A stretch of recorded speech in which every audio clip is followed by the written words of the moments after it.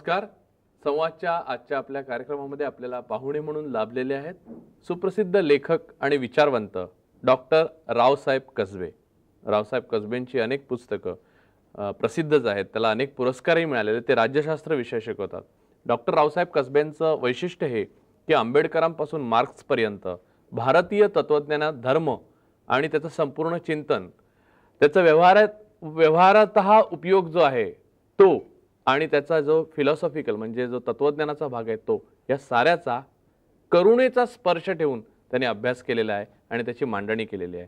Doctor कसबेंनी ह्या वेगवेगळ्या तत्वज्ञानांची आणि वेगवेगळ्या जीवन प्रवाहांची जी मांडणी केलेली आहे त्यासंबंधी आणि त्यांचा आत्ताच्या आयुष्यामध्ये या तत्वज्ञानांचा वापर, उपयोग आणि दुरुपयोग याविषयीची मतं आज आपण जाणून घेणार आहोत. नमस्कार डॉक्टर. नमस्कार.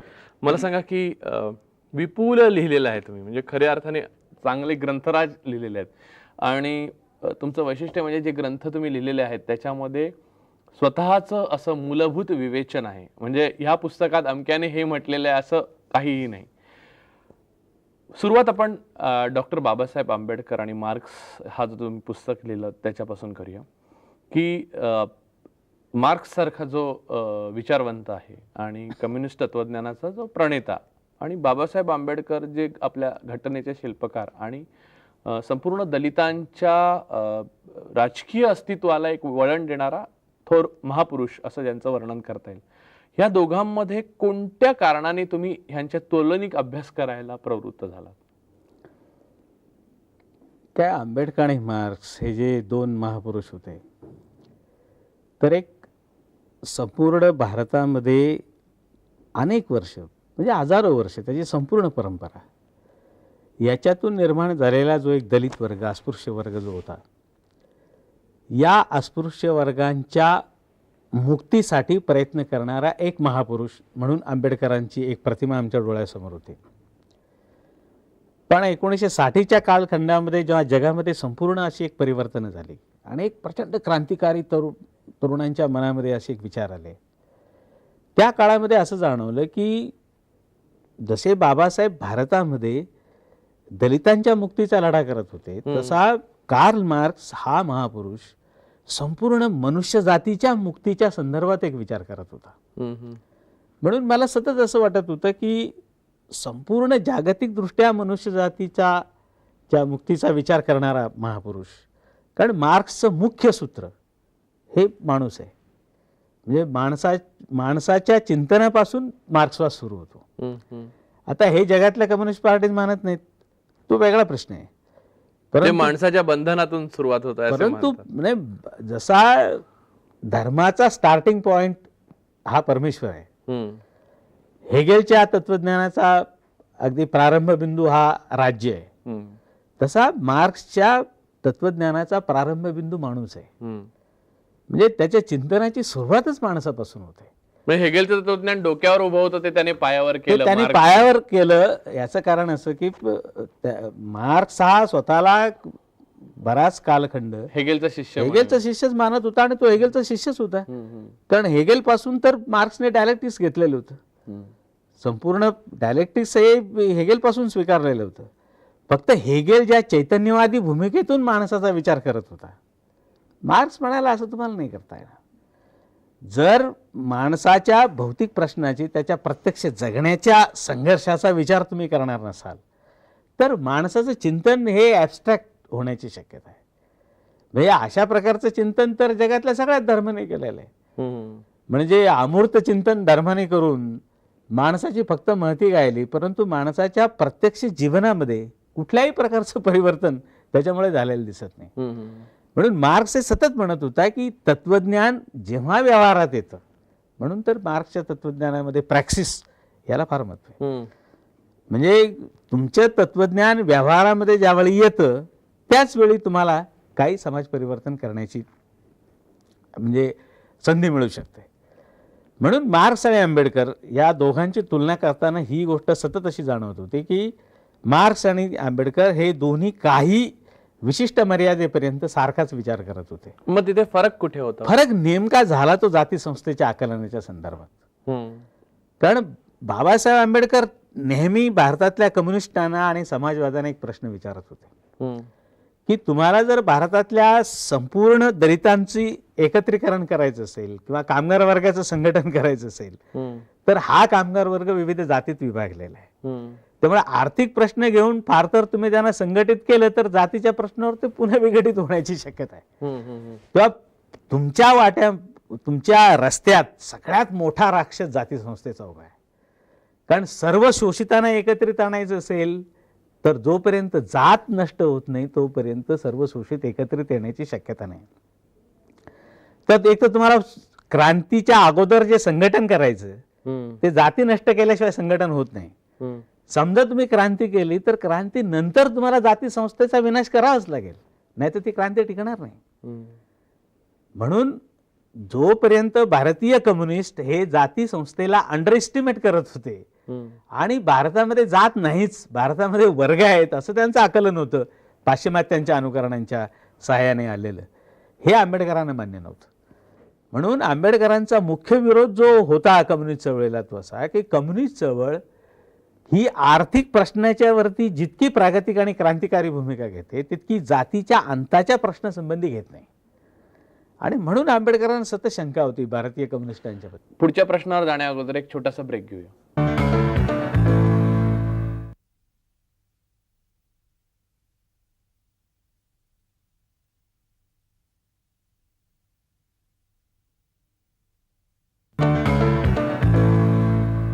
ब्रेक नंतर संवादमध्ये आपलं स्वागत.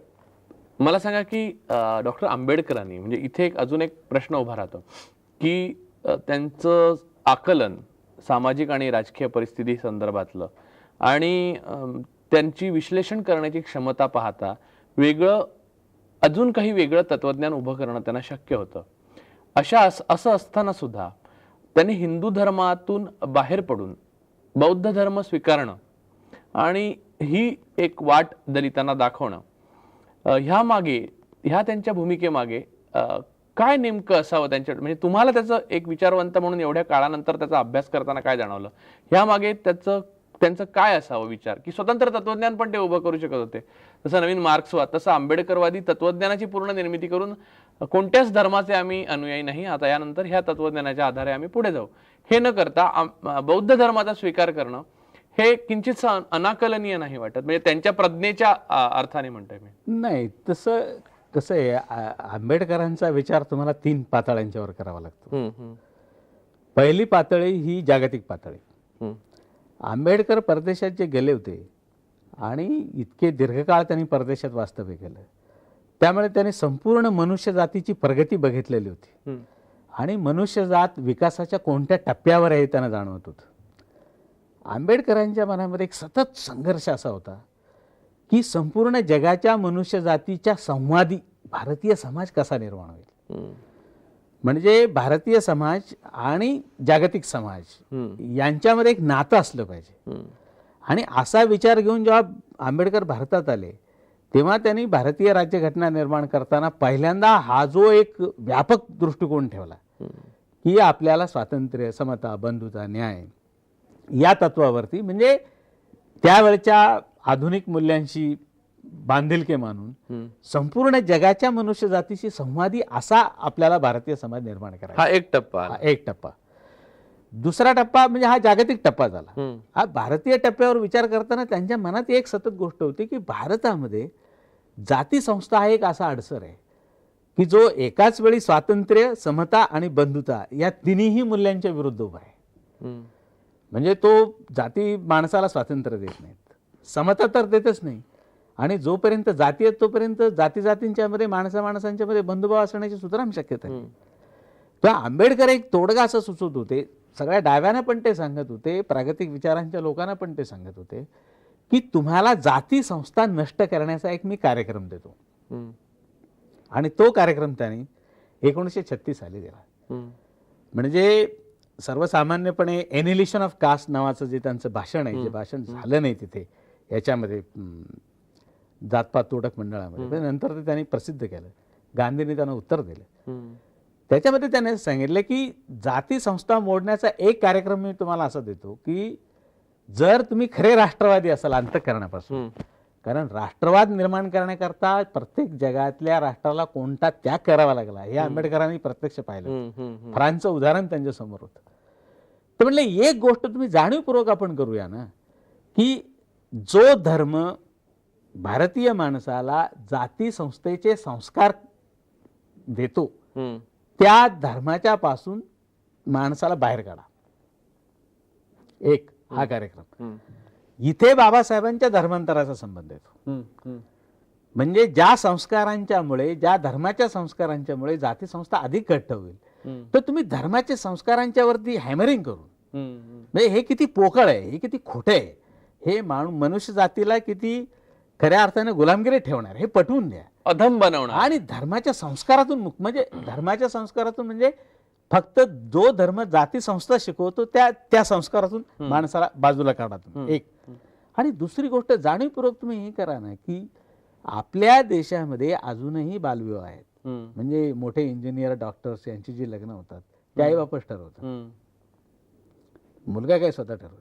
मग त्या पोराचं लग्न आई बापानी दुसऱ्या वर्षी ठरवलंय काय, 5व्या वर्षी ठरवलंय काय, आणि तो 30व्या वर्षी ठरवलं काय फरक आहे त्याचा. बाबासाहेब असं म्हणाले की संपूर्ण जाती संस्था ही विवाह संस्थेवर उभी आहे, आणि स्त्रियांचा एका यंत्रासारखा उपयोग आपण जाती संस्था टिकवण्यासाठी केलेला आहे. अगदी सतीची चाल सुद्धा फक्त जाती संस्था टिकवण्यासाठी होती. कारण आपला वर्ग बंदिस्त करण्यासाठी स्त्रियांचा त्याने अतिशय वाईट उपयोग केलेला आहे. असा उपयोग जगातल्या कुठल्याही संस्कृतीने केलेला नाही. म्हणून आंबेडकर या संस्कृतीला ते म्हणायचे, is it a civilisation or infamy? ही संस्कृती आहे का विकृती आहे? स्त्रियांचा ज्या पद्धतीने तुम्ही उपयोग केला ही अतिशय वाईट गोष्ट आहे आणि शर्मेने मान खाली घालायला लावणारी गोष्ट आहे. तेव्हा तुम्ही प्रत्येक मुलाला त्याचा जीवन जोडीदार निवडण्याचं स्वातंत्र्य द्या. मग तो एक गोष्ट करेल की जातीतली मिळाली तरी हरकत नाही, आणि त्याच्यापेक्षा वेगळ्या जातीतली मिळाली तरी काही हरकत नाही.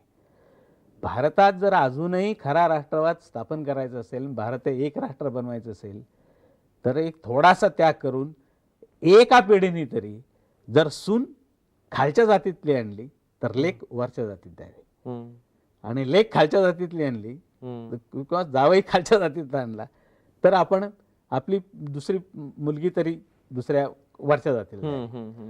हे जे जातीचं अभिसरण आहे, म्हणजे लोकांना असं वाटतं की कसं शक्य आहे, हे अनैसर्गिक आहे.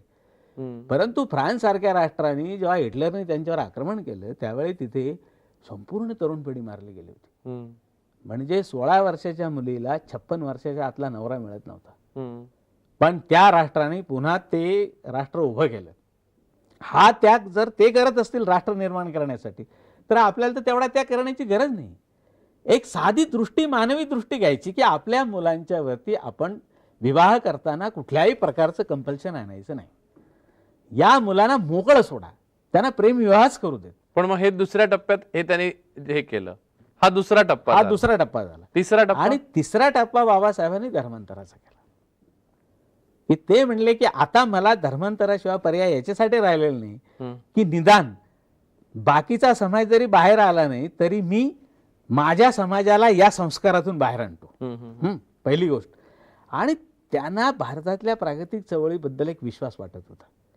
म्हणजे जयप्रकाश यांच्याबद्दल वाटत होता, राम मनोहर लोहिया यांच्याबद्दल वाटत होता, एस.एम. जोशी, आत्रे बित्रेंचा तर त्यांचा पत्रव्यवहारच होता.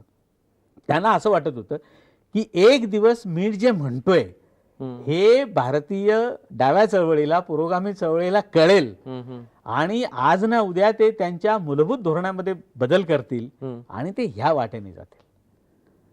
म्हणून ते धर्मांतराकडे. पण मला आता सांगा की हे सगळं हा जो हे जे विवेचन आहे की मार्क्सच्या प्रेरणे, मार्क्स तत्वज्ञान अंगीकारणारी, काही प्रमाणात अंगीकारणारी कम्युनिस्ट चळवळ जगभरची, त्याचं एक नंतर एका पद्धतीने सोव्हिएत युनियनचं विघटन झाल्यावर जे व्हायचं ते झालं. म्हणजे ती चळवळ बरोबर होती, मार्क्सवाद विचार बरोबर होता की नाही हा दुसरा मुद्दा आहे.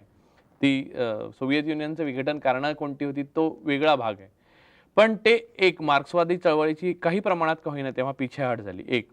आणि दुसरं आंबेडकरी चळवळीचं जे व्हिजन होतं, जी दृष्टी होती बाबासाहेब आंबेडकरांची, त्यानंतर म्हणजे बाबासाहेबांच्या पश्चात त्या चळवळीमधून जे मोठं क्रांतिकारक बदल समाजामध्ये होणं अपेक्षित होतं ते झालेलं दिसलं नाही. म्हणजे आता जे संपूर्ण त्याच्यानंतरचा जो प्रवास आहे तो उलट बद्धतेकडे तो प्रवास झालेला दिसतो. तर बरोबर तुम्ही म्हणता, त्याच्यामध्ये अर्थ आहे. त्याचं कारण काय म्हणजे मला ते सांगतो तुम्हाला. म्हणजे एक तर पहिली गंमत काय झालेली आहे की बाबासाहेब आंबेडकरांनी मार्क्स पासून काही गोष्टी घेतलेल्या आहेत.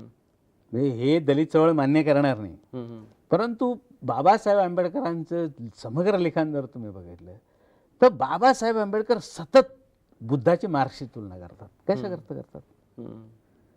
सतत बुद्धाची तुलना मार्क्सशी करतात आणि सांगतात की मार्क्स हे म्हणतो तेच बुद्ध म्हणतो, मार्क्स हे म्हणतो तेच बुद्ध म्हणतो, बुद्ध हे म्हणतो तेच मार्क्स म्हणतो. फरक काय? दोन गोष्टीचा फरक आहे. एक तर मार्क्स डिक्टेटरशिप ऑफ द प्रोलेटरिएट सांगतो आणि बुद्ध लोकशाहीचा पुरस्कार करतो, आणि दुसरं मार्क्स हिंसा सांगतो आणि बुद्ध अहिंसा सांगतो. म्हणजे ह्यातलं बेस्ट त्यांनी घेतलं, ज्याचं बेस्ट त्याने घेतलं. पण खरं म्हणजे हे सुद्धा काही खरं नाहीये.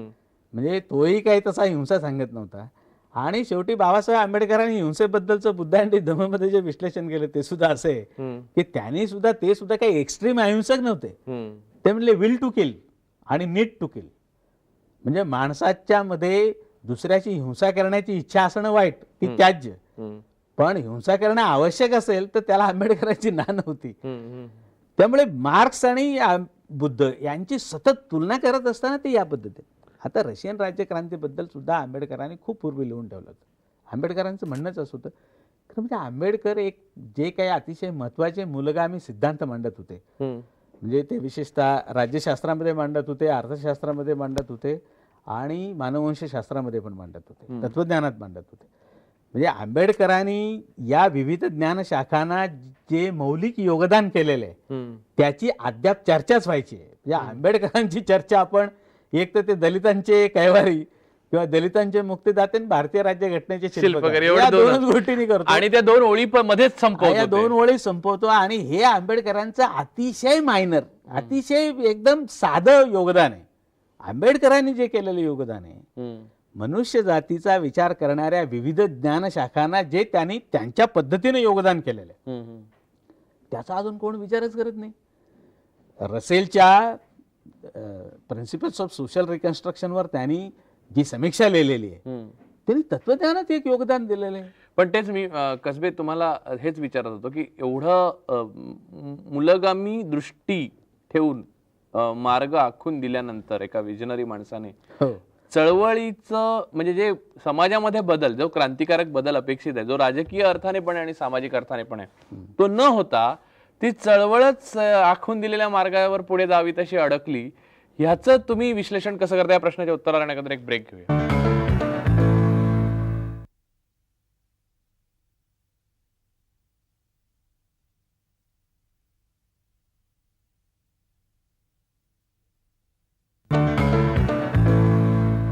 ब्रेक नंतर संवादमध्ये आपलं स्वागत. तर त्या चळवळीचं म्हणजे चळवळ ही एक प्रकारची